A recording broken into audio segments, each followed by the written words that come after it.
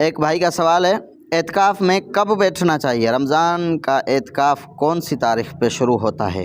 بھائی، رمضان کا جو آخری عشرہ میں اعتکاف ہوتا ہے وہ 20 رمضان المبارک پہ شروع ہوتا ہے، یعنی 20 رمضان المبارک آپ روزے کی حالت میں ہو، غروب آفتاب سے پہلے آپ مسجد میں داخل ہو جائیں۔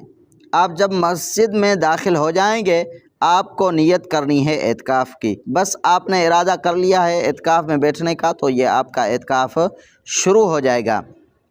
اور یہ آپ کا اعتکاف اس لیے مغرب سے شروع ہوتا ہے کہ اسلامی مہینے کی تاریخ کی جو ابتدا ہوتی ہے وہ غروب آفتاب یعنی مغرب سے شروع ہوتی ہے، یعنی یہ مغرب سے اس لیے شروع ہوتا ہے اعتکاف کے قمری تاریخ 20 رمضان المبارک ختم ہو گیا، اب 21 رمضان کی تاریخ شروع ہوتی ہے 20 رمضان المبارک کی مغرب کے بعد۔ تو آپ کو مغرب کے بعد نیت کرنی چاہیے، مغرب سے پہلے بیٹھنا ہے، تو یہ آپ کا اعتکاف چلے گا اور عید کی رات۔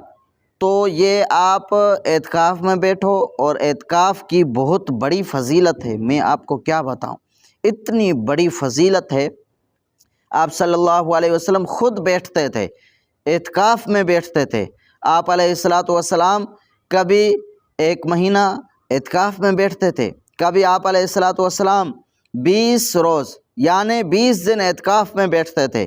عموماً جو آپ صلی اللہ علیہ وسلم سے روایت ہے وہ آپ علیہ السلام رمضان المبارک کے اخیر عشرے میں اعتکاف بیٹھتے تھے۔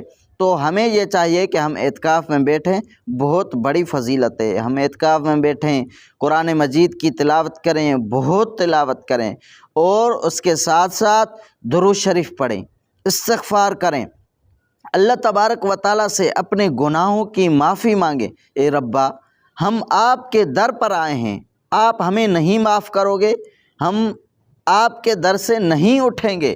یہ الفاظ اللہ تبارک و تعالیٰ کو کہنے چاہیے اعتکاف کی حالت میں، تب ہمارے لیے بہت بڑا فائدہ ہوگا۔